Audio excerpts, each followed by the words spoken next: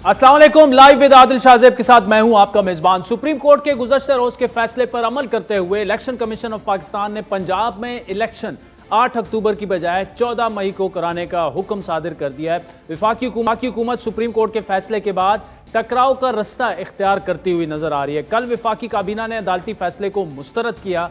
इत्तेहादी जमातों ने supreme court के फैसले को मानने से इनकार किया। मुस्लिम लीग नून के कायद नवाज शरीफ ने फैसले पर तनकीद करते हुए जिन तीन जजेस ने फैसला दिया उनके खिलाफ सुप्रीम जुडिशल काउंसिल में रेफरेंस दायर करने की बात की।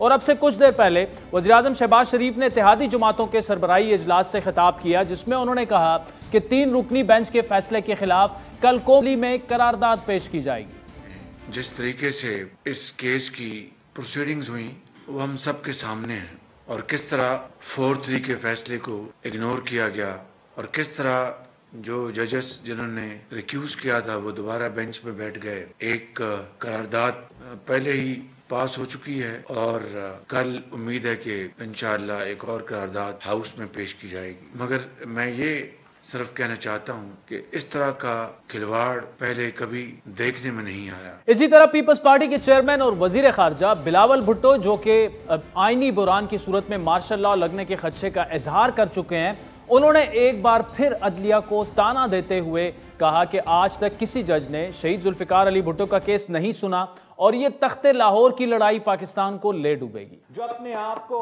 हमारा मुंसिफ कहते हैं, हमारा जुडिशरी कहते हैं, इंसाफ के इदारे कहते हैं, हम नहीं मानते कि इस मुल्क में कोई इंसाफ का इदारा है। जो इदारा कायद अवाम शहीद जुल्फिकार अली भुट्टो को आज तक इंसाफ नहीं दिलवा सका, ये जो इदारे हैं ये कठपुतली रहे हैं, ये बुज़दिल रहे हैं, ये ताकतवर आमरों को जवाब देने के लिए तैयार नहीं होते। तख्ते लाहौर का सवाल और तख्ते लाहौर का लड़ाई पाकिस्तान को ले डूबेगा। बिलावल भुट्टो कह रहे हैं ये इदारे बुज़दिल रहे हैं, कठपुतली रहे हैं। और इसी तरह नून लीग की चीफ ऑर्गेनाइजर मरियम नवाज ने भी जारहाना तकरीर करते हुए कह डाला कि इमरान खान के कहने पर पाकिस्तान में कोई चीज नहीं होगी, कर लो जो करना है। आइन में लिखा है कि इलेक्शन वक्त पे होंगे, हम भी कहते हैं कि इलेक्शन वक्त पे होंगे। और क्योंकि वक्त से पहले किसी की अपॉइंटमेंट सूट करती है, किसी दिमागी मरीज ने कोई फैसला कर दिया है, उस फैसले को पूरा करने के लिए पूरी सुप्रीम कोर्ट, पूरी इस्टेब्लिशमेंट, पूरी सियासी पार्टीज, पूरा मुल्क उसके पीछे चल पड़े। अनरेस्ट है वो फैलाना जिसका एजेंडा यही है, उसके कहने पर पाकिस्तान की कोई चीज नहीं लेगी, कर लो जो करना है। नाइंसाफी पर सुप्रीम कोर्ट के जजेस ने आवाज उठाई। उन्होंने कहा कि 4-3 के फैसले को 3-2 का बनाया गया, तो फिर जबरदस्ती वो फैसला दिया गया। जो आइन का इतलाक पंजाब पे होता है, उसी आइन का इतलाक खैबर पख्तूनख्वा के इलेक्शंस में क्यों नहीं होता? क्या समझे कौम कि सारा झगड़ा ही पंजाब का है? इलेक्शन नहीं होंगे, कर लो जो करना है, ये मरियम नवाज ने कहा। इसी तरह माहिर कानून और शहबाज शरीफ के मामले खुसूसी भी हैं, सुप्रीम कोर्ट में इलेक्शन कमीशन के वकील भी हैं। इरफान कादिर के बकौल सवाल ही पैदा नहीं होता कि 3 रुकनी बेंच के मुताबिक 14 मई को इलेक्शन हो सके, और ना ही इलेक्शन कमीशन इस फैसले का पाबंद है। यह फैसला आइन के खिलाफ है। लेकिन पीटीआई के सीनियर नायब सदर फवाद चौधरी समझते हैं कि सुप्रीम कोर्ट के फैसले को मुस्तरद करने का मतलब पाकिस्तान के आइन से बगावत करना है और अनारकी फैलाना है। सुप्रीम कोर्ट के फैसले को मुस्तरद करने का मतलब पाकिस्तान में आइन से बगावत करना है और अनारकी फैलाना है। उन वुज़रा की हमने तफसील मांगी है, जो उन वुज़रा ने वो कैबिनेट मीटिंग अटेंड की, और शहबाज शरीफ समेत वो तमाम वुज़रा जिन्होंने उस कैबिनेट मीटिंग में हिस्सा लिया, जिसका एलामिया ये आया है कि वो सुप्रीम कोर्ट के फैसले को मुस्तरद करते हैं अगर अगले 12 घंटों तक, यानी आज की रात तक, उन्होंने अपने इससे एलामिये से खुद को डिस्टेंस नहीं करते, तो इन तमाम वुज़रा के खिलाफ हम आर्टिकल 63A के तहत रेफरेंस भिजवा रहे हैं इलेक्शन कमीशन ऑफ पाकिस्तान को कि इनको डी-सीट किया जाए। पीटीआई वुज़रा के खिलाफ रेफरेंस भिजवाना चाह रही है, और नवाज शरीफ साहब जो हैं फैसला देने वाले 3 जजेस के खिलाफ सुप्रीम जुडिशल काउंसिल में रेफरेंस भिजवाना चाह रहे हैं। फैसला एक ही है, हुकूमत उसे गैर आईनी करार दे रही है, पीटीआई उसे आइन की फतह करार दे रही है। लेकिन असल लड़ाई इंतखाबात की तारीख है। हुकूमत चाहती है कि इंतखाबात अक्टूबर या अक्टूबर के बाद हों, और पीटीआई चाहती है कि फौरन इलेक्शंस हो। लेकिन के चेयरमैन और साबिक वज़ीर आज़म इमरान खान ये मानने के लिए तैयार हैं कि अक्टूबर में इलेक्शन हो, लेकिन उनकी एक शर्त। बता दें कि पाकिस्तान का इसमें इलेक्शंस डिले करने में कोई फायदा है? आपके पास कोई रोड मैप है? मैंने एस्टेब्लिशमेंट से भी कहा, मुझे ये बता दें आपके पास कोई मुल्क के लिए रोड मैप है कि जो मुल्क दलदल में फंसे जा रहा है, जो हम हर रोज नीचे गिरते जा रहे हैं, जो माशी हालात बिगड़ते जा रहे हैं, कोई आपके पास रास्ता है इससे निकालने के लिए? मुझे बता दे, मैं आपके साथ अक्टूबर तक इंतजार करूंगा इलेक्शन। सियासी जमातों की लफ्जी जंग एक तरफ, लेकिन सुप्रीम कोर्ट के हुक्म के बाद आज इलेक्शन कमीशन ने जिस तरह पहले बताया कि पंजाब असेंबली के इंतखाबात का बाकायदा शेड्यूल जारी कर दिया है। इलेक्शन कमीशन की जानिब से जारी किए गए अलामिया के मुताबिक पंजाब में इंतखाबात 14 मई को होंगे। कागजात नामजदगी में अपीलें दायर करने की दरख्वास्त जो है आखिरी तारीख वो 10 अप्रैल है। हुकूमत जवाबी वार के तौर पर कल कौमी असम्बली में सुप्रीम कोर्ट के फैसले के खिलाफ करारदाद लाने का फैसला कर चुकी है, लेकिन क्या इससे इंतखाबात टल जाएंगे? आज यही प्रोग्राम में एक्सप्लोर करने की कोशिश करेंगे। बैरिस्टर ज़फ़रुल्लाह खान साहब, thank you so much for joining us. पहले तो सर, शहबाज शरीफ साहब ने देखिए क्लियर कट फैसला अब एक आ चुका है, आप उससे इख्तिलाफ करें, उसको मानें, लेकिन सुप्रीम कोर्ट का फैसला है जो कि बाइंडिंग है। शहबाज शरीफ साहब कह रहे हैं कि जी पहले कल काबीना ने मुस्तरद किया, अब ये कह रहे हैं कल कौमी असम्बली में करारदाद पेश की जाएगी। 10 करारदादें पेश कर लें, लेकिन फैसले पे तो अमल दरामद करना है, इलेक्शन तो करवाने हैं। शेड्यूल का ऐलान भी हो गया, इलेक्शन कमीशन ने कर दिया। देखिए, इसकी एक कानूनी पहलू है और एक इसका सियासी पहलू है। जी, सियासी जमातों को हक हासिल है। सबसे पहली बुनियादी बात तो ये है कि 4 दिन उनके वकील बैठे रहे हैं, मैं भी वहाँ बैठा होता था, रोज़ रिक्वेस्ट करते थे हमें सुन लो, तो कोर्ट कहती थी कल सुनेंगे, कल सुनेंगे, सुना ही नहीं सुना। बिल्कुल अनपैरेलल थी बात। एक बात इनका मौके भी है कि ये फैसला वॉइड है, इलीगल है, इलीगल फैसला माना नहीं जाता, ये तो पॉलिटिकल साइड है। जी, मैं और तरफ ले जाता हूँ। देखिए, 21 अरब रुपए आप नहीं खर्च कर सकते एग्जेक्टिव के तौर पर, आपको फाइनेंस बिल लाना पड़ेगा। उसकी वजह यह है ना कि एक पेनी भी पार्लियामान के अप्रूवल के बगैर खर्च नहीं होती। इस साल में तो बजटेड फार नहीं था 21 अरब रुपए। आपको नए टैक्स लगाने हैं, उसके लिए साल का एंड है ना, और उसके बाद पैसे रेज करके इनको देने हैं। फाइनेंस बिल हुकूमत ले जाती है और पार्लियामान पास कर सकती है। और अगर पार्लियामान कहेगी जी आजकल हालात बहुत ख़राब हैं, हम 21 अरब के नए टैक्स लोगों को लगाकर, इमरान खान का टैक्स लगाकर लोगों पे और बोझ नहीं डालते, और कहते we reject the finance bill, तो हुकूमत कह देगी इसको पार्लियामान को कि इसको अपना सुप्रीम कोर्ट को कि जी हम तो तैयार थे। सर एक पॉइंट, सुप्रीम कोर्ट कह रही है कि 11 तारीख को पेश होना है और आपने 21 अरब रुपए जो है इंश्योर करवाने हैं, उसी दिन आपने देने नहीं है। ये सुप्रीम कोर्ट के अहकामात हैं।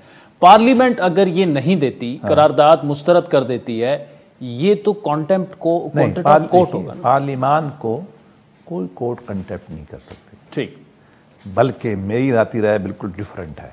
हमारी पार्लियामान तो कमज़ोर है ना। मिडल सेक्स शेरिफ केस है इंग्लैंड के अंदर, कोर्ट ने एक हुक्म दिया एक मजिस्ट्रेट को, शेरिफ को, मिडिल सेक्स को, पार्लियामान ने बुला के और हुक्म दिया। जज ने भूसा किया कि जी तुमने मेरी बात क्यों नहीं पार्लियामान की मानी। पार्लियामान ने जज को बुला के 6 महीने सजा कर दी। ये होना चाहिए। चाहे पार्लियामान का हुक्म जो है वो आइन के बजाय मनाफी हो, फिर भी पार्लियामान की ज्यादा इम्कान इस बात का है कि जजों का हुक्म गैर आइनी हो सकता है, पार्लियामान का नहीं हो सकता। अच्छा। ये तो प्रिजम्पशन लॉ है। ठीक है, we can not attribute absolute to parliament कहती जिन पैसे हमारे पास नहीं है हम नहीं दे सकते।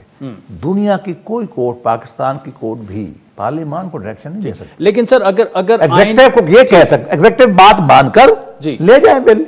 ठीक, अच्छा सर, लेकिन आइन तो इस पर क्लियर है कि 90 डेज में इलेक्शन, इस पर तो कोई दो राय नहीं है। अब उसी पर सुप्रीम कोर्ट ने फैसला दिया है कि आपने इलेक्शन करवाने हैं, पैसे लेके आने। ऐसा आइन क्लियर नहीं है। देखिए, मैं सर सवाल पूरा कर लूं ना, मैं उसी जाने बार। अब सवाल नहीं है, आपकी राय है। नहीं सर, ये सवाल है, ये सवाल है। आप ये कहें कि क्या ये तय है कि 90 दिन में इलेक्शन होने, ये सवाल है। लेकिन इमरजेंसी तो नहीं है ना सर, इमरजेंसी। ठीक, अच्छा सर, तो अगर पार्लियामान पैसे नहीं देती, आप ये फरमा रहे हैं कि पार्लियामान का फैसला जो है वो, आपने मिडिल सेक्स शहर की मिसाल भी दी कि अगर पाकिस्तान में यही ला है, पार्लियामान कोर्ट पार्लियामान कुछ नहीं कह सकती। ठीक, कोर्ट कुछ नहीं कह सकती। लेकिन इसमें फिर सवाल ये कि जब कासिम सूरी ने जो फैसला किया कि अदम एतमाद मैं नहीं करवाऊंगा, और यही पार्लियामान का फैसला था, पीटीआई की अक्सरियत थी, कोर्ट में मामला चला गया। पार्लियामान की नहीं थी, वो स्पीकर की गलत रूलिंग थी ना, पार्लियामान की। पार्लियामान की रूलिंग अगर वो भी कर लेते ना, अपसेट नहीं हो सकती। अच्छा, फाइनेंस, देखिए ना, पार्लियामान के, पाकिस्तान के अंदर चेक्स एंड बैलेंस है ना, पार्लियामान के बनाए हुए लॉ को कोर्ट लिमिटेड ग्राउंड पे खत्म कर सकती है। हमारे यहाँ तो हद से बढ़ जाते हैं, कर सकती है, लेकिन अगर पार्लियामान बिल पास नहीं करती उसको आप डायरेक्शन नहीं दे सकते। अच्छा, कभी भी नहीं, कभी हिस्ट्री में नहीं हुई, ना होगी। तो मतलब ये अगर गवर्नमेंट कर और एक देती मैं है, आपको अर्ज करूं, पाकिस्तान की आइन की आर्टिकल 189 में और 190 में ये लिखा हुआ है कि जो लॉ जो सुप्रीम कोर्ट लॉ डिक्लेयर करेगी वो अदालतों पे बाइंडिंग होगा। 189 में लिखा हुआ है। 190 में लिखा हुआ है कि सुप्रीम कोर्ट के सारे फैसले बाइंडिंग होंगे कोर्ट्स पर, एग्जीक्यूटिव पर। अच्छा, मेरी जाती पार्लियामेंट पर बाइंडिंग नहीं, मुमकिन ही नहीं है, थ्योरी के खिलाफ है ना। पार्लियामान ने कोर्ट बनाई है, ठीक है। अच्छा, एक बात और बताओ, लोग नहीं कह रहे, ये दो आइन बताते हैं, ये आर्टिकल आइन के कि इलेक्शन कमीशन ऑफ पाकिस्तान जो है इसको सुप्रीम कोर्ट डायरेक्शन नहीं दे सकती। मैंने कई केसेस में इलेक्शन कमीशन को ये खुद लिख के दिया है, कहा भी है, क्योंकि आइन ने बताया हुआ है कि सुप्रीम कोर्ट की डायरेक्शन बाइंडिंग किसकी होगी, अदलिया पर और एग्जीक्यूटिव पर। इलेक्शन कमीशन खुद जो है ना, ये न एग्जीक्यूटिव में आता है ना ये जुडिशरी में आता है, ठीक, ये सुई जनरस है। ये सर आपका पॉइंट है, लेकिन इलेक्शन कमीशन ने तो वो ऑर्डर तस्लीम कर दिया है ना, शेड्यूल नहीं, जारी कर दिया। गलत किया। अच्छा, आप समझते हैं कि उनको नहीं करना चाहिए? आइन में लिखा 189 और 190 पढ़ लें, जो बताते हैं कि सुप्रीम कोर्ट के फैसले किस किस पे बाइंडिंग होंगे। यानी इलेक्शन कमीशन को स्टैंड लेना चाहिए था। बिल्कुल कहना चाहिए। आप मुझे बताइए, एग्जीक्यूटिव फैसला करती है वो क्या सुप्रीम कोर्ट में बाइंडिंग है? नो, सेपरेशन ऑफ पावर है ना। पाकिस्तान के आइन में पावर तकसीम है कि अदलिया की ये पावर है, पार्लियामान की ये पावर है, एग्जीक्यूटिव की ये तकसीम है। मुझे ये बताइए, एक जज फैसला करता है, क्या दूसरा जज जो है उसके खिलाफ रेट जारी करता है? नो। क्यों? वो कहते हैं कॉन्स्टिट्यूशनल ऑफिस है। सर, वो हमने देखा कि काजी फायज ईसा ने एक फैसला किया, उसको कल एक 6 रुकनी बेंच ने उठा के सुन लीजिए जी। 35 साल मुझे प्रैक्टिस करते हो गए, दुनिया के मशरक़ और मगरिब का कोई कानून है छोड़ा मैंने नहीं जो मैंने पढ़ा ना हो। मैं आज जिसे कहता हूँ, तारीख़ इंसानी में ये कभी नहीं हुआ। कैसे? पाकिस्तान के सिस्टम में हाई कोर्ट के एक जज के खिलाफ 2 जज को अपील है, इंटर अपील। सुप्रीम कोर्ट में इंटर कोर्ट अपील है ही नहीं। गलत या सही जो जज फैसला कर लेता है ना, बस वो माना जाता है। और उसको ख़त्म करने का तरीका क्या होता है? किसी और केस में वो पॉइंट आर्गू होता है, लार्जर बेंच उसको अटसो करता है। मैं आपको मिसाल दूँ, आज एक बेंच कहता है जी कि ये मुल्ज़िम को मैं सज़ा मौत दे दी। कभी आपने सुना है कि दूसरे बेंच के पास केस चला जाए वो छोड़, वो कहे कि नहीं जी छोड़ दे? कभी नहीं हुआ। ये तो तबाही है सुप्रीम कोर्ट की। मैं ये नहीं कह रहा कि इसका फैसला ठीक है, ये गलत है, ये कभी हुआ नहीं है, हमने देखा नहीं है, सुप्रीम कोर्ट के रूल में लिखा हुआ नहीं है।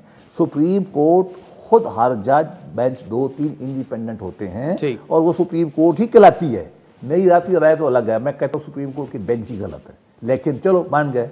ये कभी नहीं होता कि एक बेंच के खिलाफ दूसरा बेंच करे। अलबत्ता ये जो अभी लॉ आ रहा है ना, जो बनाया 184(3) वाला, उसमें ये लिखा गया है कि एक बेंच के खिलाफ दूसरा बेंच, वो खुद नहीं, दूसरे अपील सुने, क्योंकि हाई कोर्ट के बारे में 1972 में लॉ भुट्टो ने बनाया था जी, इसको हम इंट्रा कोर्ट अपील कहते हैं ना, ठीक है, लॉ रिफॉर्म ऑर्डिनेंस। ये पाकिस्तान में नहीं है जो कुछ हुआ है। अच्छा, ये बैरिस्टर साहब, अभी ये जो 184(3) वाली जो रूल्स में चेंजेस वगैरह है, नेशनल असेंबली से बिल पास हो गया, सेनेट से हो गया, अब ये मामला है सदर साहब के पास। अब अगर सदर साहब ये कहें, जो कि पीटीआई का इस वक्त मौकिफ है कि ये बेसिकली आइन में तरमीम आप कर रहे हैं जो कि 2/3 मेजॉरिटी के बगैर हो नहीं सकती, तो इस वक्त तो कौमी असम्बली कोई भी कानून साजी जो है 2/3 तो है नहीं, कौमी असम्बली वो नहीं कर सकती। सदर अगर इस पे एतराज लगा देता है तो फिर क्या होगा? सदर इतराज लगा के वापस भेजेगा, उसके पास चंद दिन होते, 14 दिन है, 10 दिन है, उसके बाद कौमी असम्बली दोबारा पास करेगी, फिर सदर के पास चंद दिन होते हैं, या सदर पास करेगा या खुद ब खुद पास हो जाएगा, एक्ट ऑफ द पार्लियामेंट बन जाएगा, डीम टू बी पास। अच्छा, लेकिन सर अगर ये सुप्रीम कोर्ट में मामला जाए, ये स्ट्राइक डाउन हो जाएगा ना? नहीं, ये हो जाएगा, हम नहीं कह सकते। अलबत्ता ये बेंच जो है ना वो तो करेगा। अच्छा, अलबत्ता पाकिस्तान के आइन की आर्टिकल ग़ालिबन 191 में लिखा हुआ है कि पार्लियामान कानून साजी करती है। मुझे बताइए, पाकिस्तान के सुप्रीम कोर्ट में कितने जज हैं? तकरीबन 17 है ना। 17। ये एक्ट ऑफ पार्लियामेंट से बने हुए। किसने बनाया है? पैदा इनको किसने किया है? पार्लियामान ने। तनख्वाह कौन देती है? पार्लियामान देती है। ये ऐसी बात नहीं है, ये इन्होंने तो पार्लियामान को मुअत्तल किया हुआ है ना। मैंने तो कई दफ़ा साकिर निसार के ज़माने में आर्टिकल लिखे थे, न्यूज़ में आप गूगल कर लें, विदरिंग द सॉवरेनिटी। मैं तो आज भी मेरा आपने देखा होगा शायद मेन आर्टिकल है द न्यूज़ में। आज ये है कि आप जो चाहे दिलचस्पी लें, जो चाहे नाक होता क्या है, नाक की मुँह जिसे चाहे मोड़ दो, वर्ष तरीन बात में भी आर्गूमेंट मिल जाता है। जिसने 11 गालिबन अगस्त को हिरोशिमा पे एटम बम मारा था ना, उसके पास भी आर्गूमेंट मौजूद है। आर्गूमेंट हर एक का मिल जाता है, तारीख तय करती है। आपने जजों ने मेजॉरिटी ने बैठ के भुट्टो को फांसी दे दी है और तारीख से जुडिशियल मर्डर का। लेकिन सर पार्लियामेंट तो अगर कॉन्स्टिट्यूशनल अमेंडमेंट करती है उसके लिए तो बड़ा क्लियर है कि अगर 2/3 नहीं है, 2/3 से नहीं एक बिल पास होगा। आइन नहीं बिल आइन में अमेंडमेंट करने के लिए 2/3 चाहिए। एक्ट ऑफ पार्लियामेंट के लिए सिंपल मेजॉरिटी चाहिए। ये एक्ट ऑफ पार्लियामेंट ला रहे हैं, इन्होंने नॉर्मल ला है, ये कोई आइन की अमेंडमेंट नहीं है, इसमें ना जरूरत है। तो सर इस वक्त हुकूमत के पास ऑप्शंस आपके ख्याल में क्या है कि सुप्रीम कोर्ट का फैसला आ चुका है, कल अब आप ये कह रहे हैं फाइनेंस बिल अगर पास ना हो तो वो मामला आगे जाएगा ही नहीं, लेकिन कल ये जो करारदाद ला रहे हैं, क्या ये मैंने नहीं देखी है करारदाद। देखिए करारदाद की लीगल हैसियत कोई नहीं होती, ठीक, ये पॉलिटिकल स्ट्रगल का हिस्सा है। साथ जरे वहाँ बातें होती हैं, उन्होंने तो यहाँ तक कह दिया है कि जजों ने बैठ के जी पहले जेल में थे अब हुक्मरान बन गए हैं। और भाई को तुमसे पूछे कि तुमने पर्चा कटवाया पनामा में, तुमने जज लगाया, तुमने तफ्तीश की व्हाट्सएप के ज़रिए, तुमने ट्रायल किया, तुमने मॉनिटरिंग जज बैठी, उसके बाद भी वो हाई कोर्ट ने नैब से 6 दफ़ा पूछा कि जी कौन सा क्रिमिनल एविडेंस है, वो हाई कोर्ट ने छोड़ दिया। तो फिर कोई उनसे पूछे, भाई हालात ऐसे ही चले हुए हैं, टू बी ऑनेस्ट। मतलब न कानून है, न ज़ाब्ता है, न कानून है। गवर्नमेंट भी अगर ये कहेगी कि हम इसके रेजोल्यूशन के ज़रिए सुप्रीम कोर्ट का फैसला अंडू करें, नहीं होगा। देखिए रेजोल्यूशन, लेकिन अगर फाइनेंस बिल ना दे, ये ऑप्शन एक हो गया, वो बेहतरीन ऑप्शन है, ठीक। हाँ, और दूसरा मिसाल के तौर पर मैं और बात करता हूँ, वो कहते हैं जी कि हमारे पास है ही नहीं जी, हमने तो आर्मी को कहा था और कि जी वो कहें जी हमारे पास फौज है ही नहीं, इसलिए नहीं है। फौज कहती हम तो नहीं आते, पहले हमें पिछले साल बहुत गाड़ी पड़ी है। मुझे ये बताइए, ईमानदारी की बात है, आप भी शहरी है ना पाकिस्तान जी, मैं भी हूँ, आप ज़्यादा बेहतर है मुझसे। नहीं सर, ये मैं देखूंगा कि आर्मी को रिएक्शन देते हैं, पाँव जल जाएंगे, ये सारे हमारे ही पैर काटते हैं। तो मुझे बड़ा अच्छा एक शेर याद आ रहा है, सुना दूँ? जी सुना दें। मेरा ख्याल है कि वो मुल्तान के एक शहर थे, लेकिन लोगों को पता नहीं है, वो मुल्तान से चले गए थे। शाह महमूद है ना हमारे, जी कुरैशी साहब, इनकी जो परदादा थे ना हज़रत मखदूम बहाउद्दीन ज़कीर मुल्तानी, उनके वो खलीफा भी थे। मखदूम को उन्होंने बेटी भी दी थी, अच्छा, उसको गद्दी नशीन बिठाया था। फ़खरुल इराकी का नाम है, उसका बड़ा सा शेर है। वो कहता है कि न शवद नसीब दुश्मन कि शवद शहीद तेगत, ये दुश्मन की किस्मत में कहाँ है कि तेरे ही तीर से शहीद हो। सरे दोस्तां सलामत के तू खंजर आजमाई, तेरे हाथ में खंजर है, दोस्तों के सर सलामत हो। तू हमारे काटेगा, उनके तू कहाँ काटेगा। मैं देखूंगा कि आर्मी को बुलाएंगे, नहीं बुला सकते तो इसको तो अगर इरफान कादिर साहब कहते हैं, मरियम नवाज साहबा कहती हैं आए करा लें, देखते हैं कैसे कराते हैं आप इलेक्शन, इसका मतलब कि ये जो दो चीजें हैं मुझे नहीं मालूम। मैं तो देखो आपने मुझसे लीगल पॉइंट ऑफ व्यू पूछा है, मैं तो टू बी ऑनेस्ट मेरी इस पूरी के बारे में एक डिफरेंट राय थी। मैं पार्टी को देता भी रहा हूँ, मैं बयान भी करता हूँ, लेकिन चूंकि जो आपने सवाल पूछा है ना, अगर इन्होंने फिलिबस्टरिंग करनी है, इन्होंने आगे ले जाना है, तो उसके मैं आपको तरीके बता रहा हूँ। ये अलग बहस है कि इतने अच्छे मशवरे आपने बगैर पैसे के मुझसे लेकिन जबरदस्त शेर आपने कहा जो कि सरे दोस्तां सलामत के तू खंजर, सर काटेंगे भुट्टो का, ये सर काटेंगे नवाज शरीफ का, बेनजीर का, मरियम का, मुशर्रफ का काटे ना। बैरिस्टर जफरुल्लाह खान साहब, thank you so much for joining. वक्त चाहता है एक ब्रेक का। वेलकम बैक नाज़रीन। ब्रेक से पहले बैरिस्टर जफरुल्लाह खान साहब को आपने सुना। इस वक्त तहरीक इंसाफ के सीनियर रहनुमा साबिक स्पीकर कौमी असम्बली असद कैसर साहब हमारे साथ मौजूद हैं। असद कैसर साहब, सुप्रीम कोर्ट का तो क्लियर कट फैसला आ चुका है, इलेक्शन कमीशन ने पंजाब में इलेक्शन का शेड्यूल भी जारी कर दिया है 14 मई का, लेकिन शहबाज शरीफ साहब के बकौल कल करारदाद पेश की जा रही है और हुकूमत के पास ऑप्शन ये भी है कि जो 21 अरब रुपए है फाइनेंस बिल जो पेश होना है, वो फाइनेंस बिल ही पेश नहीं होगा, अगर वो पेश होगा वो रिजेक्ट हो जाएगा। यानी हुकूमत बिल्कुल इलेक्शन करवाने के मूड में नहीं है और समझते हैं कि सुप्रीम कोर्ट का जो फैसला है वो बाइंडिंग नहीं है, वो गैर आईनी है। तो मजीद अगर ताखीर होती है, तहरीक इंसाफ के पास क्या ऑप्शन है, क्या करेंगे आप? नहीं, सीधा सीधा कंटेम्प्ट है, अब कोई रास्ता नहीं है। और मेरे ख्याल में लीग नून ने फैसला किया है कि वो मियां शहबाज शरीफ साहब को कुर्बानी के लिए पेश कर रहे हैं और इसकी कैबिनेट के लोग तो देखें, बस वो जो भी करते हैं वो अनकॉन्स्टिट्यूशनल होगा, अनलॉफुल होगा और इमोरल होगा। अगर आप जो है ना अदालत के साथ इस किस्म की, यानी हमें भी इसी अदालत ने मुझसे निकाला, हमारी रूलिंग ख़त्म की, एक पिटिशन बना रहे थे और लेकिन हमने कन्फ्रंटेशन नहीं दी इसके साथ। और ये जो कुछ कर रहे हैं तो इसका तो मतलब ये है कि इसको न मुल्क की परवाह है, न मुल्क के इदारों की परवाह है, न मुल्क के आइन और कानून की परवाह है, सिर्फ इक़्तिदार की और अपने केसेस की और अपने कारोबार और बिजनेस की परवाह है।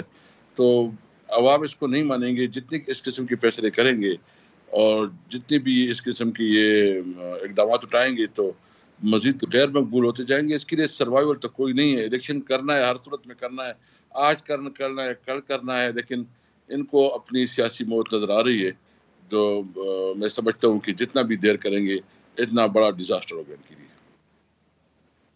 तो असद कैसर साहब, इस वक्त जो सूरत हाल बन चुकी है, खान साहब का एक इंटरव्यू मैं देख रहा था जिसमें वो कह रहे हैं कि जी मैं अक्टूबर में भी इलेक्शन में हम जाने के लिए तैयार हैं, एक शर्त होगी कि वो प्लान दे दें कि उनके पास पाकिस्तान के लिए प्लान क्या है। अब इसका मतलब ये कि प्लान तो वो कहेंगे हाँ जी हमारे पास ये प्लान है, तो शायद एक सोच मौजूद है तहरीक इंसाफ के अंदर भी कि मुल्क में ये जो पोलराइजेशन है इसको ख़त्म करने के लिए चले मई में ना सही, जुलाई अगस्त में हो जाए, अक्टूबर में इलेक्शन हो जाए, कि जी बस इकट्ठे पूरे मुल्क में एक ही दिन तमाम असम्बलियों के इंतखाबात हो जाएं, कौमी असम्बली के हो जाएं, ताकि ये पोलराइजेशन ख़त्म हो। क्या ये सोच अभी भी तहरीक इंसाफ में मौजूद है और इस सोच को आगे बढ़ाकर आप हुकूमत से इस पर मुज़ाकरात के लिए तैयार हैं? बिल्कुल, हमने खान साहब ने भी कहा, अब हम कहते हैं कि हमें डेट पे कोई आगे पीछे अगर कुछ थोड़ी बहुत होती है तो कोई नहीं, लेकिन उसके लिए कानून देखना पड़ेगा कि 90 डेज से कैसे आगे बढ़ाया जा सकता है। हाँ, अगर कोई कॉन्स्टिट्यूशनल अमेंडमेंट हो और उसमें हमें असम्बली में भी जाना पड़े, यानी अगर पहले तो हमारे साथ मुज़ाकरात करे, बैठे, ये तय करे कि हमने इलेक्शन करना है। हम जो है ना, हम बेसिकली चाहते भी कि इलेक्शन ऐसा इलेक्शन हो कि कल किसी को इतराज़ ना हो कि इलेक्शन फेयर और फ्री नहीं हुआ। हम चाहते हैं कि फेयर, फ्री, ट्रांसपेरेंट इलेक्शन हो। जो हारे वो अपनी हार तस्लीम करे, जो जीते वो अपनी जीत पर खुशी मनाए, मतलब और मुल्क आगे बढ़े। यानी अपोजिशन जो है ना कोशिश कर रही है कि मुज़ाकरात करे, मुल्क के अंदर स्टेबिलिटी आए, और हमें टाइम पे भी अपनी इतनी वो नहीं है, आगे पीछे हम सकते हैं, लेकिन उल्टा जो है ना जो ये कर रहे हैं, ये जो उल्टा रवैया कर रहे हैं कि ये पोलराइजेशन की तरफ जा रहे हैं, मजीद जो है ना टकराव, अदालतों के साथ भी टकराव, इदारों के साथ भी टकराव और अपोजिशन के साथ भी टकराव। तो हम चाहते हैं कि आए बैठे, इस पे बात करें, डिस्कस करें, और इसके लिए हम आईनी अमेंडमेंट की भी तैयार है। अगर एक दफ़ा मतलब ज़रूरत हो कि हम एक दफ़ा इसमें वो डालें कि अगर 90 डेज से आगे हो सकते हैं, तो इससे ज़्यादा नीचे क्या हो सकती है। हम तो समझते हैं कि मुल्क के अंदर अभी पॉलिटिकल पोलराइजेशन ख़त्म होनी चाहिए और एक क्लियर टारगेट के तौर पर जो है ना हमें इलेक्शन की तरफ आगे बढ़ना चाहिए। लेकिन जिनका ख्याल ये है कि ये तो इलेक्शन चाहते ही नहीं। तो असद कैसर साहब, ये जो आईनी तरमीम की आपने बात का मतलब कि कौमी असम्बली में वापसी के लिए भी, वैसे तो तहरीक इंसाफ पहले भी ऐलान कर चुकी है, तो कौमी असम्बली में आप वापस आएंगे और 2/3 मेजॉरिटी से वन टाइम जो भी इलेक्शन के लिए आईनी तरमीम हो, 90 दिन से ज्यादा म्याद, उसके लिए भी आप तैयार हैं, और इलेक्शन का टाइम आगे पीछे हो जाए उसके लिए भी आप तैयार हैं। ये वाकई बहुत बड़ा फैसला होगा तहरीक इंसाफ का। देखिए, हमने तो ये बात पहले भी कही, अब भी कहते हैं, लेकिन शर्त ये है कि क्या हुकूमत चाहती है कि नहीं चाहती। क्या हुकूमत अभी जो शहबाज शरीफ की तकरीर है वो इस तरह रोना पिटना, उस तरह जो उसने मुंह बनाई हुई थी, जिस तरह वो बेचारा कोई मतलब किस परेशानी में है, भाई बात करो, बैठो। हम देखो, हम ये मुल्क, हम सब पाकिस्तानी हैं, हमने अपने मुल्क का सोचना है, हमने इस मुल्क के लिए जो है ना जो भी हो, हम इस मुल्क से में हमारी ज़िंदगी है, इस मुल्क में हमने अपना वक्त गुजारना है, हमारे बच्चे हैं यहाँ, इस मुल्क को हमने अनारकी की तरफ नहीं लेके जाना है। हम चाहते हैं कि मुल्क में स्टेबिलिटी आए और इसके लिए ज़रूरी है कि हुकूमत एक कदम आगे बढ़े। हम चाहते हैं कि आए बैठे, अगर मैं उस सूरत में कहता हूँ कि अगर ये मुज़ाकरात होते हैं, मुज़ाकरात के अंदर फैसला होता है और फिर अगर कोई कानूनी सिक्कम है तो इसके लिए भी हम तैयार हैं। बहरहाल इससे बड़ी अब और क्या बात हो सकती है। तो असद कैसर साहब, थोड़ा सा अगर बात कर लें कि मतलब खान साहब अगर ये कहते हैं कि उनके नाम पर एस्टेब्लिशमेंट क्रॉस लगा चुकी है, इस वक्त आपके एस्टेब्लिशमेंट से तो कोई राब्ते नहीं है, लेकिन ऑब्वियसली दरमियान में जितनी भी खान साहब की स्टेटमेंट्स हुई उससे तलखी बढ़ी, तो अगर आप हुकूमत के साथ बैठने के लिए तैयार हैं तो जाहिर बात है आपको एस्टेब्लिशमेंट से भी मामलात ठीक तरफ लेके जाने पड़ेंगे, और ऑब्वियसली जो कॉन्डक्ट रहा है पीटीआई का, जो बयानबाजी हुई या जो सोशल मीडिया पर ट्रेंड्स चले, वो भी ख़त्म करने पड़ेंगे। देखिए, हमारे लिए मुल्क अहम है। मुझे तो अफसोस इस बात की है कि इस वक्त जो लोग बैठे हैं वो अक्ल और शूर से बिल्कुल फारिग है। उसके अंदर अपना ना, भाई अगर ये मुल्क रहेगा तो कोई प्राइम मिनिस्टर होगा, कोई स्पीकर होगा, कोई मिनिस्टर होगा, कोई गवर्नर होगा, कोई आर्मी चीफ होगा, कोई चीफ जस्टिस होगा। इस वक्त जो मुल्क में जो फ्रस्ट्रेशन बढ़ रही है और मुल्क की इकोनॉमी और जो गुर्बत बढ़ रही है, जो बेरोजगारी बढ़ रही है, जो महंगाई है, ये तो बहुत खतरनाक है। ये सबको ले डूबेगा, इसमें फिर कोई नहीं रहेगा। इसलिए हम कहते हैं कि बजाय ये कि इदारों के साथ लड़ाइयाँ हों, इदारों के अंदर की लड़ाइयाँ हों, मुल्क में जो है पॉलिटिकल पोलराइजेशन पीक पे हो, जरूरत इस बात की उसको संजीदगी से लिया जाए, बात की जाए और एक रास्ता निकाला जाए। देखो, हमारा मुतालिबा तो बहुत सिंपल है। हम तो कहते हैं इलेक्शन, क्या ये गैर कानूनी हमारा मुतालिबा या गैर आईनी हमारा मुतालिबा है? हम तो कहते हैं कि ये अवाम का मैंडेट है कि वो फैसला करे कि कौन इस मुल्क को लीड करेगा। तो हम तो सिर्फ बात करते हैं। अगर इनको को मैंडेट दे, हुकूमत करे, हमें मैंडेट से हम करें। अभी टाइम है कि बजाय जज्बाती बातें करने के हम अदालतों को नहीं मानते, हम ये करेंगे, हम वो करेंगे। अभी मुल्क के लिए जरूरी है कि मुल्क में स्टेबिलिटी हो और इलेक्शन के लिए ऐसा माहौल बनाया जाए जो सबको काबिल कबूल हो। असद कैसर साहब, आखिर में बड़ा क्लियर हेडेड आप आज बातें कर रहे हैं कि आप बिल्कुल तैयार हैं, हर मामले पर आप बात करने के लिए भी तैयार हैं, एस्टेब्लिशमेंट के साथ भी बैठने के लिए तैयार हैं, हुकूमत के साथ भी, और इलेक्शन आगे पीछे भी हो सकता है, सब कुछ के लिए आप तैयार हैं। लेकिन इस वक्त जो एनवायरनमेंट बन चुका है पोलराइजेशन का, इसमें हल आपको, वे फॉरवर्ड आपको क्या आता नजर आ रहा है? क्या आप समझते हैं कि एस्टेब्लिशमेंट आगे बढ़कर मुज़ाकरात करवाए, अदलिया इनिशिएटिव ले, या आप खुद दावत देंगे हुकूमत को, या हुकूमत आपको दावत दे और आप बैठने के लिए तैयार हैं? थोड़ा सा हमें रोड मैप दे दें, कुछ वे फॉरवर्ड दे दें। देखो, हमने तो बात की है, इसकी क्या बात हो सकती है? खान साहब ने मुसलसल बात की। जब वो बात करते हैं तो इसके घर पे हमला होता है, जब वो बात करते हैं तो ये समझते हैं कि डर गया। भाई आपने देख लिया, हम हर किस्म का मुकाबला के लिए तैयार है, लेकिन जो हम बात करते हैं कि मुल्क का क्या बनेगा, हमने सियासत तो इस मुल्क के लिए करना है, इस मुल्क के अवाम के लिए करना है, लोगों को सहूलत देनी है। सियासत तो सिर्फ उसके लिए इक़्तिदार के लिए नहीं करनी है। इसलिए हम कहते हैं कि हुकूमत की जिम्मेदारी है कि वो बाकायदा ऑफिशियली अनाउंस करे और प्राइम मिनिस्टर खुद अनाउंस करे कि हम बात करना चाहते हैं। तो इसके ऊपर फिर हम बैठेंगे और हम बात करेंगे, मामलात आपस में तय करेंगे। पॉलिटिकल लोगों की जरूरत है कि वो आपस में बैठ के बात करें। असद कैसर साहब, बहुत बहुत शुक्रिया। नाज़रीन, बहुत बातें की असद कैसर ने। हुकूमत को कहा कि आप इनिशिएट करें, हम आपके साथ बैठने के लिए, मुज़ाकरात के लिए तैयार हैं। मैं फिर दोहरा रहा हूँ बार बार कि बड़ी अहम बातें की असद कैसर साहब ने, बड़ी अहम खबरें भी दी।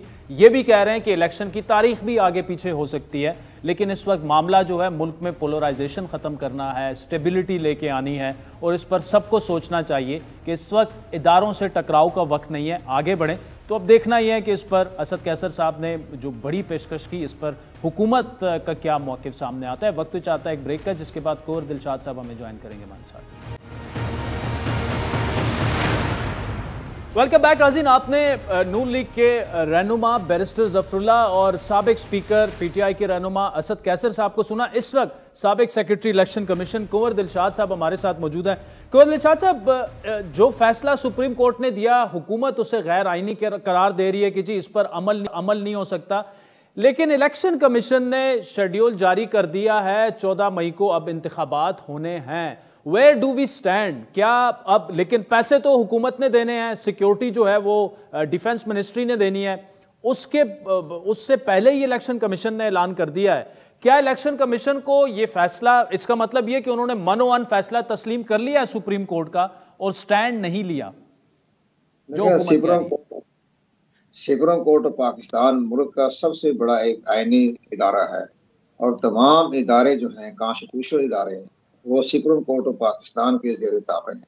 तो इलेक्शन के पाकिस्तान ने सुप्रीम कोर्ट ऑफ पाकिस्तान के फैसले का एहतराम करते हुए उन्होंने 14 मई की तारीख मुकर्रर कर दी और इलेक्शन का शेड्यूल भी जारी कर दिया। इसी तरह तो इलेक्शन के पाकिस्तान को वफाकी हुकूमत से तो कोई ताल्लुक नहीं है। वफाकी हुकूमत जो फैसले करे पार्लियामेंट में जाए, जहाँ उनका आईनी और कानूनी हक है वो हक पहुँचता है। लेकिन इलेक्शन पाकिस्तान ने तो सुप्रीम कोर्ट ऑफ पाकिस्तान के फैसले को मद्देनजर रखना है और जब सुप्रीम कोर्ट ऑफ पाकिस्तान ने ये आइन की तशरीह कर दी, आइन की इंटरप्रिटेशन कर दी और उन्होंने कहा कि आप इंतखाबात के लिए 14 मई की तारीख मुकर्रर कर दी, इस तरह उन्होंने सुप्रीम कोर्ट ऑफ पाकिस्तान ने प्रेसिडेंट ऑफ पाकिस्तान को कहा कि आप तारीख मुकर्रर करें। तो वो सारी बातें जो हैं सुप्रीम कोर्ट ऑफ पाकिस्तान आइन की तशरीह करने का सबसे बड़ा मिजाज इदारा है। तो इस लिहाज से वफाकी हुकूमत जहाँ मर्जी जाए, पार्लियामेंट एक्ट पे जाए या चीफ जस्टिस ऑफ पाकिस्तान के खिलाफ जो बाकायदा कोई सुप्रीम जुडिशल काउंसिल में जाए, ये उनका राइट बनता है। लेकिन इलेक्शन के पाकिस्तान जो है वो सुप्रीम कोर्ट ऑफ पाकिस्तान के हुक्म के ताबे है, तो उन्होंने उस हुक्म की तामील कर दी और कोई उन्होंने इसके बारे में इसके करना भी सख्त करने की गुंजाइश तो दिलशाद साहब, लेकिन इस सब कुछ के बावजूद क्या आपको फिर 14 मई को पंजाब में इंतखाबात होते नजर आ रहे हैं? पंजाब हुकूमत भी ज़ाहिर है कि ये हमारा जो आइन का आर्टिकल 224 है उसमें ये लिखा हुआ है कि तमाम निगरान हुकूमत जो है वो इलेक्शन कमीशन ऑफ पाकिस्तान के हुक्म के ज़ेर ताबे है, ये उसमें लिखा हुआ है। और इलेक्शन कमीशन ऑफ पाकिस्तान ने जो इंतखाबात का शेड्यूल दे दिया है तो निगरान हुकूमत उसके साथ ताउन मामलत करने की आइनी और कानूनी तौर पर मिजाज है। अब जाहिर है कि इलेक्शन बाकी जो मामले रात हैं कि जी उनको फंडिंग नहीं मिल रहे, वो फिर इलेक्शन कमीशन पाकिस्तान को उन्होंने हदायत की है सुप्रीम कोर्ट ने कि अगर कोई रुकावट पैदा होती है तो आप हमारी तरफ रजू करें, हम आपकी मदद के लिए तैयार हैं। तो मेरा ख्याल है कि वजारत खजाना भी जो 21 अरब रुपए की जो डिमांड की है वो इलेक्शन कमीशन को मिल जाएगी। सिक्योरिटी इदारों की तरफ से अफवाज नहीं मिलेगी तो रेंजर, लेवी और जो दीगर इदारे जो हैं वो उनको मिल जाएंगे अपने सिक्योरिटी के हवाले से। लेकिन एज ए साबिक फेडरल सेक्रेटरी या इतना तजर्बा मुझे जो इलेक्शन कमीशन का है उसकी बना पर मैं ये बड़े अदब के साथ कह सकता हूँ, सुप्रीम कोर्ट के साथ ही हमारा अदब के साथ ही कहना चाहिए कि उसमें बड़ी तकलीफें बहुत होनी है, रुकावटें बहुत होनी है। अब ये हमारे जो उस पर ये होगा कि जो हमारा जो पोलिंग स्टेशन है उसको तहफ़्फ़ुज़ देना, उसको उसके अमले को बाकायदा सिक्योरिटी प्रोवाइड करना, ये है तो हमारे सिक्योरिटी इदारों का काम। लेकिन बड़ी तकलीफ दे मला होगा कि सियासी कश्मकश चल रही है, हमले हो रहे हैं, जुडिशल कम्प्लेक्स में हमले हो रहे हैं। इसी तरह इलेक्शन कमीशन पाकिस्तान के पोलिंग स्टेशन पर भी हमले के खतरा आता है। मैं आपको बड़ी अहम बात बताता हूँ, जब ये 17 जुलाई को जब ये 20 नशिस्तों पर जो मुहर्रिक हुए थे PTI के, उन पर जो ज़िमनी इंतखाबात करवाए थे तो इलेक्शन कमीशन के ऑनरेबल चीफ इलेक्शन कमीशन ने बड़ा सख्त कदम उठाया था। आज़ाद कश्मीर से जत्थे आ रहे थे और आप हैरान होंगे खैबर पख्तूनख्वा से जत्थे आ रहे थे, अली क्या वो गंडापुर जो है वो लेके आ रहा था, इधर से जनाब वो कोई इकबाल गुजर है कोई वो लेके आ रहा था, शहबाज गुल लेके आ रहा था। तो चीफ इलेक्शन कमीशन ने तीनों को पंजाब बदर कर दिया था, बड़े सख्ती के साथ कदम उठाए थे। तो तब जाके वो इंतखाबात हुए थे। बाद ज़ाहिर इमरान खान ने सपोर्ट नहीं की इलेक्शन पाकिस्तान की, लेकिन सुप्रीम कोर्ट ऑफ पाकिस्तान ने इलेक्शन कमीशन पाकिस्तान के इस कदम को सराहा और तारीफ की कि उन्होंने बड़े अच्छे तरीके से इंतखाबात हुए। अब भी ये सूरत पैदा होगी, इसके तमाम हालात को देखना पड़ेगा और हमारी सुप्रीम कोर्ट भी देख रही है। तो ये सारे मामला को हमारे इदारे भी देखेंगे और निगरान हुकूमत भी लॉ एंड ऑर्डर की सूरत हाल को मुकम्मल कंट्रोल करेगी। लेकिन बहरहाल जो फैसला सुप्रीम कोर्ट का आ गया उसको अमल करना एक आईनी इदारे का फर्ज है, वो उन्होंने फर्ज की अदायगी कर दी, मई को जारी कर दिया। बाकी हुकूमत जाती है। अच्छा दिलशाद साहब, लेकिन यहाँ पर एक सवाल है, बैरिस्टर ज़फ़रुल्लाह साहब से पूछा कि जी गवर्नमेंट के पास ऑप्शंस क्या हैं, तो उन्होंने कहा जी अगर फाइनेंस बिल, क्योंकि 21 अरब रुपए जो हैं वो फाइनेंस बिल के बगैर तो नहीं दिए जा सकते और फाइनेंस बिल अगर कौमी असम्बली रिजेक्ट कर देती है तो फिर तो मामला ही खत्म हो जाता है। इलेक्शन कमीशन को ये कह देंगे जी कौमी असम्बली तो ये कह रही है फाइनेंस बिल रिजेक्ट हो गया, इलेक्शन कमीशन जाके सुप्रीम कोर्ट से ये कह देगा। ऐसी सूरत हाल में फिर क्या हो सकता है? मतलब ऑब्वियसली इलेक्शन कमीशन ने तो जो रिस्पॉन्स गवर्नमेंट से आएगा वो सुप्रीम कोर्ट को बता देना है, फिर क्या होगा इलेक्शंस का? ये जो बरिस्टर टाइप लोग होते हैं ना, ये हालात को खराब करना और इसके बाद ही हर जगह वो जुगनू की तरह फिरते रहते हैं, बातें करते रहते हैं। आइन और कानून को देखें, किसी इदारे ने क्या इनकार करना है, पहले ही मलफूजे बना के बैठ जाते हैं कि जी हम वो इदारे नहीं देंगे, फाइनेंस जो है पैसे नहीं देगा, सिक्योरिटी इदारे जो है एहलकार नहीं देंगे, ये अपने मलफूजे बनाते रहते हैं। असली तौर पर आइन और कानून की रोशनी में सब इदारे इलेक्शन कमीशन मामलत करेंगे और सुप्रीम कोर्ट ऑफ पाकिस्तान ने हुक्म जारी कर दिया, उसके मुताबिक सब इदारों ने सुप्रीम कोर्ट का भी एहतराम करना है। किसी ने रुकावट नहीं पैदा करनी। फाइनेंस पैसा 21-22 अरब भी मिल जाएगा, सिक्योरिटी इदारों की तरफ से एहलकार भी मिल जाएंगे। बाकी हुकूमत, वफाकी हुकूमत जो है पार्लियामेंट में कोई एक्ट बनाकर सुप्रीम कोर्ट ऑफ पाकिस्तान के बाद मामला में या कोई अदालती इस्लाहात लेके आती है, तो ये वफाकी हुकूमत का अपना एक स्वाबीदी इख्तियारात है आईनी और कानूनी तौर पर, वो कर सकता है। इसमें इलेक्शन कमीशन कोई ताल्लुक नहीं, निगरान हुकूमत का कोई ताल्लुक नहीं। वफाकी हुकूमत एक्ट बना सकती है, पावर भी कम कर सकती है, इख्तियारात भी कम कर सकती है, अदालती इस्लाहात भी ला सकती है। वो आईन और कानून ने वफाकी हुकूमत को इख्तियारात दिए हुए हैं। लेकिन जहाँ तक इंतखाबात का मामला है, ये इलेक्शन पाकिस्तान करेगा। जब जो इस तरह के जो ब्रेस्ट आ जाते हैं ना, ये वैसे हालात को खराब करने के लिए, अपने मीडिया में इन होने के लिए इस तरह की बातें बनाते हैं कि कोई कानूनी हैसियत नहीं है। ठीक, चले कुंवर दिलशाद साहब, thank you so much for joining us. बड़ी क्लैरिटी से थे कि सुप्रीम कोर्ट का फैसला बाइंडिंग है, इलेक्शन कमीशन हर सूरत में यकीनी बनाएगा कि इंतखाबात होंगे। वक्त तो चाहता है एक ब्रेक का, जिसके बाद आपसे दोबारा मिलता है। वेलकम बैक नाज़रीन। कल डॉन पेशावर के ब्यूरो चीफ अली अकबर ने खबर ब्रेक की कि जो केपी पुलिस के जो एहलकार हैं और वो जो बुलेट प्रूफ जैकेट्स और हेलमेट्स यूज़ कर रहे हैं, एक तो उनकी शेल्फ लाइफ ख़त्म हो चुकी है।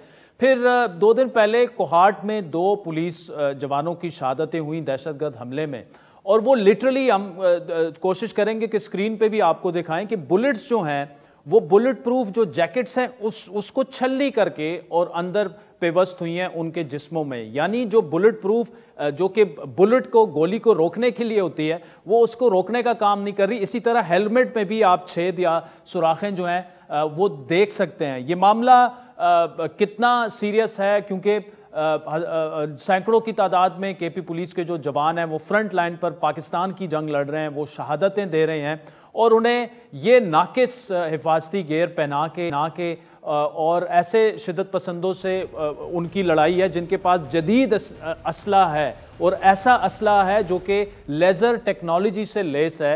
यानी 1-1 किलोमीटर तक आपको इंसान जो है वो नज़र आ सकते हैं, मूवमेंट तक वो डिटेक्ट कर सकते हैं। दूसरी जानिब ये जो जवान हैं वो ऐसे जैकेटें उन्होंने पहनी हुई हैं कि जो शायद उनको गुलेल भी लगती है तो वो पत्थर भी यहाँ तक पहुँच जाता है। तो वो बुलेट प्रूफ जैकेट जो है वो बुलेट को कैसे रोकेगी? गुफ्तगू करेंगे। हमें सीनियर सहाफ़ी और तजियाकार पेशावर से जान बाबर ने ज्वाइन किया। बाबर साहब बहुत शुक्रिया।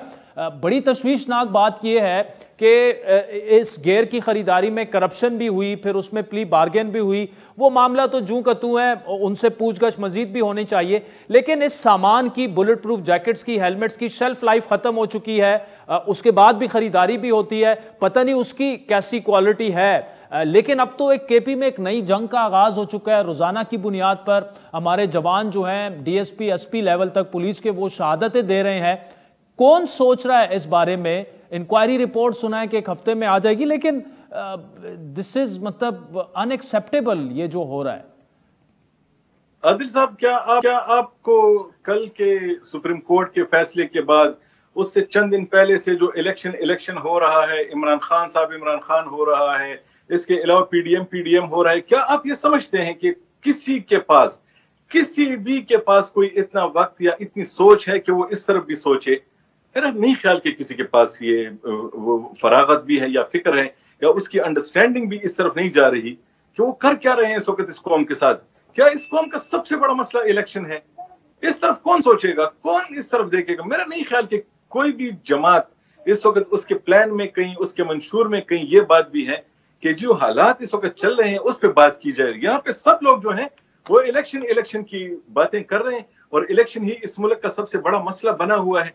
मुझे तो कोई भी ऐसा नजर नहीं आ रहा, पीडीएम की वफाकी हुकूमत से लेके इमरान खान तक, जो कि इस वक्त उम्मत मुस्लिमा के लीडर अपने आप को कहते हैं, उनकी तरफ से भी कोई ऐसी बात सामने नहीं आ रही कि ये जो जवान मेरे मर रहे हैं, और मेरे सूबे में यहाँ पे लोगों ने मुझे 2 बार वोट दिया था, ये जो जवान मेरे मर रहे हैं इनकी तरफ भी कोई सोचा जाए, वो अपने एजेंडे में एक पॉइंट इनके लिए भी कोई रख ले, किसी ने नहीं रखा। यहाँ पे कोई ऐसी जमात नहीं जिनके एजेंडे में पुलिस वाला शामिल हो, law enforcement agency, security agency, कोई भी ऐसा बंदा नहीं, मुझे तो नजर नहीं आ रहा कि वो बैठ के ये सोचे।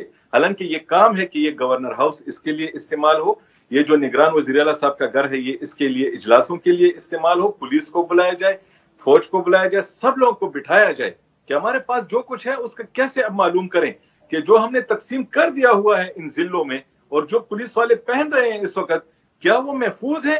तो आज तो एक फैसला तो ये हुआ है कि जिस जैकेट में से गोली निकल के गई है और इसने इन जवानों को शहीद किया है, वो तो हमें पता चला है कि वो ले जाया जा रहा है कोई अपना जो फौज का कोई टेस्टिंग लेबॉर्ट्री है उसमें लेके जाया जाएगा। लेकिन 25,000 जैकेट्स खरीदे गए थे, क्या 25 के 25,000 आप वहां पे लेके जाएंगे? क्या किसी को यह मालूम नहीं कि हमारे घर में जब दवाई एक्सपायर हो जाती है हम उसे इस्तेमाल नहीं करते? क्या कोई ये नहीं कह सकता कि जिसके पास जैकेट है वो इसको मजीद इस्तेमाल करना बंद कर दे? क्या कोई नया ऑर्डर जारी नहीं हो सकता? क्या ये कौन सा रॉकेट साइंस है कि उस जैकेट की लाइफ खत्म हो चुकी है? वो जो हेलमेट है वो अब काबिल इस्तेमाल नहीं रहा। आपके पास यहाँ पे करप्शन के लिए हजारों और सैकड़ों अरब रुपए उसमें इस्तेमाल हुए, तो इनके लिए 7-8 अरब रुपए का नया सामान क्यों नहीं खरीदा हमने? किसी ने नहीं खरीदा। पीटीआई के आखिरी दिनों में भी ये हुआ। मेरे ख्याल में बिल्कुल नॉर्मल सी प्रोक्योरमेंट हुई है और किसी को इस चैलेंज का पता नहीं था। हालांकि सब देख रहे थे कि दुश्मन आ रहा है और जो इनसे लड़ने वाला है उसके पास जो बंदूक है वो कहीं से भी नजर नहीं आता, उनको इतनी दूर से मारता है। उसके पास अमेरिका में अफगानिस्तान में जो असलहा छोड़ा था वो सारा उसके पास है, वो इनसे लड़ रहा है और ये अपने एक्सपायर जैकेट पहन के उनके सामने बैठे हुए लड़ रहे हैं और किसी को शर्म नहीं आ रही कि उस वक्त की हुकूमत ही माफी मांग ले कि जी हमने ज्यादती की थी और हम मजीद फिर नहीं करेंगे और हम शर्मिंदा हैं इस बात पे। ना किसी मौजूदा हुकूमत ने मांगी और ना किसी ने यह कहा कि इन जवानों को कहे कि भाई अब मजीद ये जैकेट्स ना पहनना, अपना ही कोई बंदोबस्त कर लो, घर से कोई चीज ले आओ, कोई यहाँ पे कुछ लगा दो, लेकिन ये ना लगाओ। आज तक किसी ने कोई ऐलान किया? महमूद जान बाबर साहब, बहुत शुक्रिया। बड़ी तशवीशनाक सूरत हाल है। फ्रंट लाइन पर आपके ये जो पुलिस के जवान लड़ रहे हैं, शहीद हो रहे हैं, शहादतें दे रहे हैं, उन्हें आपने ऐसी जैकेटें पहनाई हुई हैं जिसमें से गोली निकल जाती है और उसे आप बुलेट प्रूफ जैकेट का नाम दिया जाता है। यकीनी तौर पर मैं इतनी सख्त बात कहने पर मजबूर हूँ जो महमूद जान बाबर साहब ने कहा कि शर्म आनी चाहिए वफाकी हुकूमत को भी, इससे पहले जो सूबाई हुकूमतें थी उनको भी, और आज जो निगरान सूबाई हुकूमत बैठी हुई है उनको भी। क्या आप खुद बर्दाश्त कर सकते हैं कि आपके बेटे इस तरह जाके फ्रंट लाइन पर लड़ें और उन्हें आप इस तरह की एक्सपायर्ड चीज़ें पहनाएं जिनकी शेल्फ लाइफ भी ख़त्म हो चुकी है? तो आज के प्रोग्राम पर नाज़रीन फीडबैक ज़रूर दीजिएगा। ट्विटर हैंडल है @आदिल शाहज़ेब। इजाज़त दीजिए, खुदा हाफ़िज़।